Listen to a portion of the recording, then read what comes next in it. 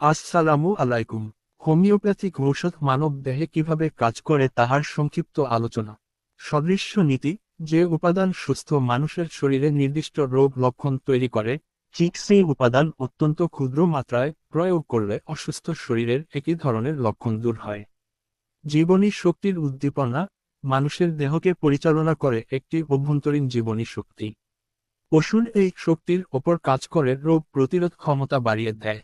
স্নায়ুর মাধ্যমে শোষণ: জিহ্বা, মুখ ও পাকস্থলীর স্নায়ুগুলোর মাধ্যমে হোমিওপ্যাথিক ওষুধের সূক্ষ্ম কণা দ্রুত শরীরে ছড়িয়ে পড়ে ও ক্রিয়া শুরু করে।